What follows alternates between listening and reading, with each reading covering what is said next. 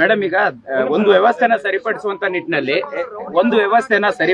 ನಿಟ್ಟಿನಲ್ಲಿ ರಾಜಕಾರಣಿಗಳ ಒಂದು ಬೆಂಬಲ ಮತ್ತು ಅವ್ರಿಗಿರ್ತಕ್ಕಂತ ಅಧಿಕಾರದ ವ್ಯವಸ್ಥೆ ಕೂಡ ಪ್ರಮುಖ ಆಗುತ್ತೆ. ಸೊ ಹಾಗಾದ್ರೆ ಇದರಲ್ಲಿ ಈಗ ದರ್ಶನ್ ಅವರಿಗೆ ಸಿಗ್ತಾ ಇರತಕ್ಕಂತ ರಾಜಾತೀತದಲ್ಲಿ ರಾಜಕಾರಣಿಗಳ ಸಪೋರ್ಟ್ ಕೂಡ ಇದೆಯಾ? ರಾಜಕಾರಣಿಗಳು ಮಾತ್ರ ಅಲ್ಲ, ಜೈಲಲ್ಲಿ ನಮ್ಮ ಇದರ ಪ್ರಕಾರ ಎಲ್ಲರೂ ಹೇಳೋದೇನು ಅಂತಂದ್ರೆ, ಯಾರೇ ಇರ್ಲಿ, ಯಾರೇ ಪ್ರಿಸ್ನರ್ ಇರ್ಲಿ, ಒಂದು ಸ್ವಲ್ಪ ಹಣ ಖರ್ಚು ಮಾಡಿದ್ರೆ ಅವ್ರಿಗೆ ಎಲ್ಲ ಸಿಗತ್ತೆ ಅನ್ನೋದು ಜೈಲಲ್ಲಿ ರೂಪ ಅವರ ಒಂದು ಹೇಳಿಕೆಯಲ್ಲೇ ನಾವು ಕೇಳಿದ್ವಿ.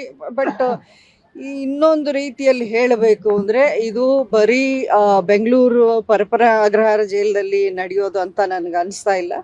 ಇದು ಪ್ರತಿ ಒಂದು ಕಡೆ ನಡೀತಾ ಇರೋ ವಿಷಯ. ನೀವು ಪ್ರತಿಯೊಂದು ಜೈಲಿಗೆ ಹೋಗಿ ನೀವು ಈ ಥರ ಹೈಲೈಟ್ ಮಾಡಿ ಅವಾಗ ನಾನು ಒಪ್ಕೊತೀನಿ.